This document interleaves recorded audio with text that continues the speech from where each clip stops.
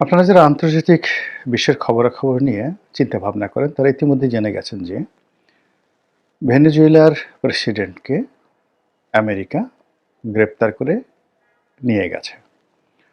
সঙ্গে প্রেসিডেন্ট মাদুরোর যে স্ত্রী, তাকেও গ্রেপ্তার করে নিয়ে যাওয়া হয়েছে। ভেনেজুয়েলার রাজধানীতে আক্রমণ চালানো হয়েছে। প্রায় ১৬,০০০ মার্কিন সৈন্য সরাসরি এই যুদ্ধে আর আক্রমণে, এটা যুদ্ধ না, ঠিক আক্রমণে অংশগ্রহণ করে। আর এই যুদ্ধের দামামা তারা বেশ কয়েক মাস ধরে বাজাচ্ছিল ভেনেজুয়েলার সমুদ্র উপকূলে, এবং রাজধানীর নিকটবর্তী যে সমুদ্র উপকূল রয়েছে সেখানে কারাকাসের কাছাকাছি মার্কিন নৌবহরের যে যুদ্ধ জাহাজগুলো রয়েছে, সেই যুদ্ধ জাহাজগুলো দীর্ঘদিন ধরে মহড়া দিচ্ছিল এবং সাইকোলজিক্যালি ভেনেজুয়েলার যারা কর্তৃপক্ষ তাদেরকে দুর্বল করার জন্য তারা চেষ্টা চালাচ্ছিল। এখন এই যে মার্কিন যুক্তরাষ্ট্র ভেনেজুয়েলাতে এই শতাব্দীতে এসে, এই সময়টিতে এসে যে আক্রমণ চালালো, এই আক্রমণের ফলে অন্য যে কোনো একটা দেশে, আপনার পার্শ্ববর্তী রাষ্ট্রের, শক্তিশালী রাষ্ট্রের যারা নিয়ন্ত্রক রয়েছেন, তারা দুর্বল রাষ্ট্রে আক্রমণ চালিয়ে তাদের অপছন্দের মানুষকে ধরে নিয়ে যেতে পারেন। এটার একটা বৈধতা পেল। ইতিপূর্বে আমেরিকা বহু কাজগুলো করেছে, এ ধরনের কাজ করেছে। তারা পানামার স্বৈরশাসক জেনারেল নরিয়াগা, এই নরিয়াগাকে তারাই বসিয়েছিল। আবার পরবর্তীতে কি কারণে যেন তারা মনে করলো নরিয়াগাকে তারা রাখবে না, তারা রোনাল্ড রিগানের জমানাতে এরকম বিমান হামলা চালিয়ে সেখান থেকে জেনারেল নরিয়াগাকে ধরে আনলো। তারপর আমেরিকাতে এনে তাকে বিচার করলো, বিচার করে আবার সেই পানামাতে ফেরত পাঠালো। পানামা সরকারের নির্দেশ দিল যে নরিয়াগাকে কারাগারে রাখো, এবং সেই কারাগারেই তিনি মারা গেলেন। আমেরিকা তাদের প্রয়োজনে একসময় গাদ্দাফিকে তৈরি করেছিল, সাদ্দাম হোসেনকে তৈরি করেছিল, আবার যুদ্ধ করে তাদেরকে মেরে ফেলেছে। আমেরিকা তাদের প্রয়োজনে ইমরান খানকে তৈরি করেছিল, এখন প্রয়োজন শেষ তাকে জেলখানায় ভরে রেখেছে। আমেরিকা তাদের প্রয়োজনে আফগানিস্তানে তালেবান তৈরি করেছিল, আইএস তৈরি করেছিল মধ্যপ্রাচ্যে, আল কায়দা তৈরি করেছিল, ওসামা বিন লাদেনকে তৈরি করেছিল, এবং নিজের হাতে আবার এই শক্তিসমূহকে তছনছ করে ছেড়ে দিয়েছে। আর এই কাজ করতে গিয়ে কত সভ্যতা, কত মানুষ, কত যাকে বলা হয় স্থাপত্যকলা, ইঞ্জিনিয়ারিং, মসজিদ, মাদ্রাসা, মন্দির, গির্জা, প্যাগোডা তছনছ হয়ে গেছে। এগুলো নিয়ে আমেরিকার কোনো অনুশোচনা নেই, বরং তারা এই ধ্বংসস্তূপের মধ্য থেকে শেষ যে সম্পদটুকু সেগুলো আহরণ করে তাদের নিজ দেশে তারা যাকে বলা হয় বিত্তবিলাস, বৈভবের প্রাসাদ তৈরি করে ফেলেছে। আমরা মধ্যযুগে সুলতান মাহমুদের কাহিনী জানি। ১৭ বার তিনি ভারতবর্ষ আক্রমণ করেছেন। প্রত্যেকবার তিনি মন্দির লুণ্ঠন করতেন, আর সেই লুণ্ঠনকৃত অর্থ নিয়ে তিনি সামরকন্দ এবং বোখারাকে গড়ে তুলেছিলেন।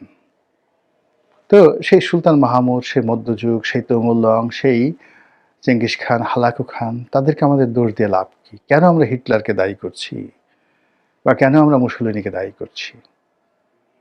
এখন যদি আপনি ভিয়েতনাম যুদ্ধের কথা চিন্তা করেন, আফগান যুদ্ধের কথা চিন্তা করেন, ইরাকের যুদ্ধের কথা চিন্তা করেন, আপনাকে খুব আমেরিকাকে ভালো মানুষ বলে মনে হবে? আজ আমেরিকা যে কথা বলছে রাশিয়ার বিরুদ্ধে, যে রাশিয়া ইউক্রেনের যে এটি বৈধ সরকার, সেই সরকারের বিরুদ্ধে যুদ্ধ করছে। ইউক্রেন রাষ্ট্রের যে দনবাস এলাকা, সেই এলাকা তারা দখল করেছে, এবং এই অন্যায় কাজকে প্রতিহত করার জন্য এই যাবৎকালে আফগানিস্তানের পরে তারা সবচেয়ে বেশি অর্থ ঢেলে এই ইউক্রেন আর রাশিয়ার যুদ্ধ চালিয়ে যাচ্ছে। এখন ভেনেজুয়েলাতে যে ঘটনা তারা ঘটালো, রাশিয়া যদি সেম ঘটনাটা ঘটাতে চায়, তারা যদি ঠিক একই প্রক্রিয়াতে তাদের পুরো এয়ারফোর্সকে ব্যবহার করে তারা জেলেনস্কিকে ধরে আনতে চায়, দে ক্যান ডু, তারা সেটা করতে পারে। তো আমেরিকার ক্ষেত্রে যদি বিশ্ব চুপ থাকে তাহলে পুতিনের ক্ষেত্রে কেন চুপ থাকবে? এবং বিশ্বের অন্যান্য যে সকল শক্তিশালী রাষ্ট্র, যেমন ধরুন ইরান।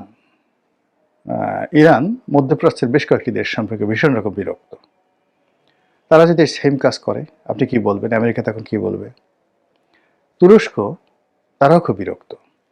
তুরস্ক তাদের সীমানার বাইরে গিয়ে সিরিয়ার অঞ্চলে যেসব কুর্দি বিদ্রোহী রয়েছে, তো তারা সেই কুর্দি বিদ্রোহীরা একটা কুর্দি রাষ্ট্র গঠন করতে চাচ্ছে।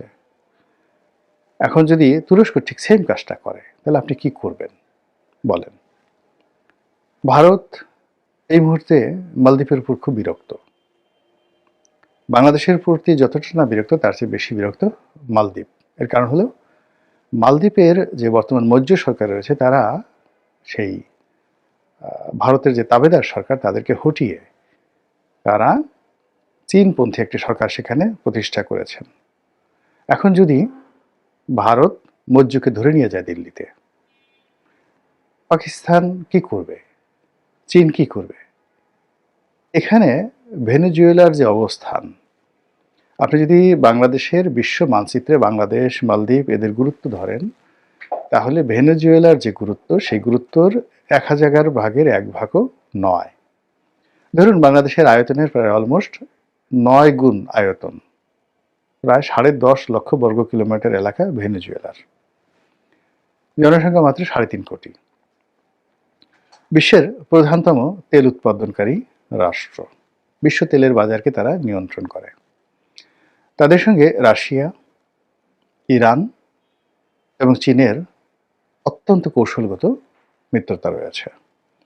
এবং ল্যাটিন আমেরিকার যে সকল দেশ রয়েছে, বিশেষ করে কিউবা, এদের সাথে এদের খুব ভালো সম্পর্ক, কৌশলগত সম্পর্ক।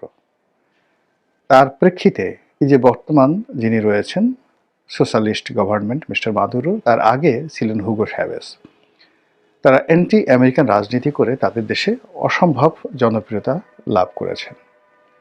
তো সেই অবস্থাতে মিস্টার ডোনাল্ড ট্রাম্প, তিনি সেখানে আক্রমণ করে নিয়ে গেলেন।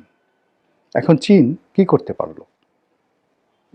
চীন যদি এখানে কেবলমাত্র বিবৃতির মধ্যে নিজেদেরকে নিবৃত রাখে,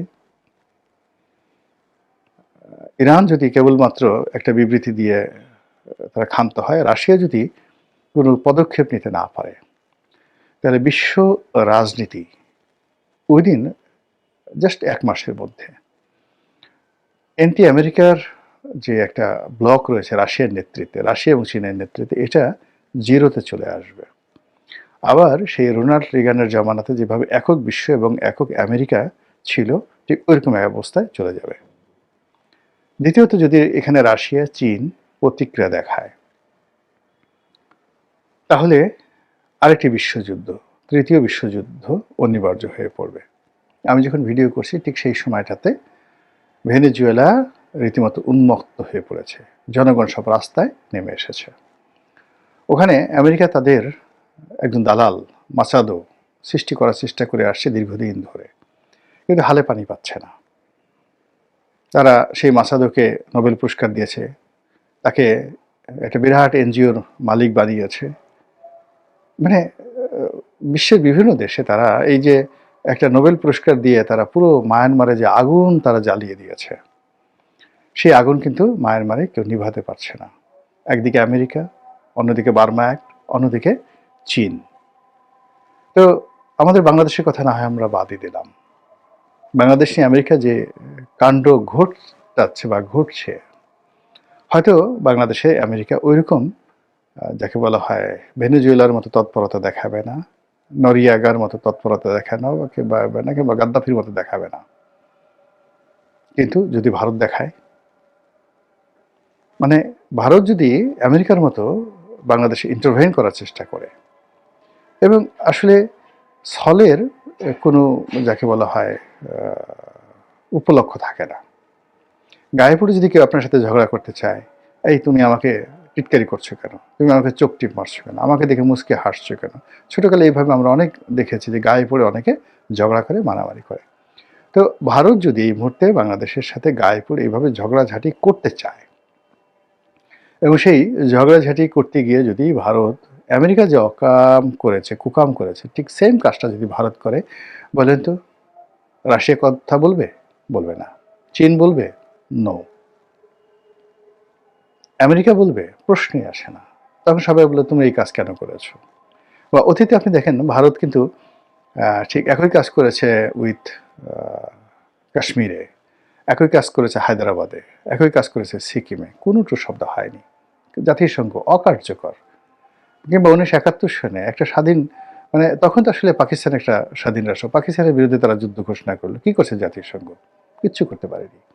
তো কাজেই এই যে ভেনেজুয়েলার যে ঘটনাটি, এই ঘটনাটি আমাদের জন্য একটা অশনির সংকেত। আমাদের এমনি হাজারো সমস্যা আছে। সেই সমস্যার মধ্যে আবার এই যে বিশ্ব মানচিত্রে যে নতুন সমস্যার সৃষ্টি হলো, তেলের বাজার আবার উত্তাল হয়ে পড়বে, স্বর্ণের বাজার উত্তাল হয়ে পড়বে। আমাদের ফরেন রেমিটেন্স থেকে শুরু করে বিশ্ব বাজারে আবার নতুন করে সমস্যা দেখা দেবে। আর অন্যদিকে এটাকে যদি ভারত কাজে লাগায়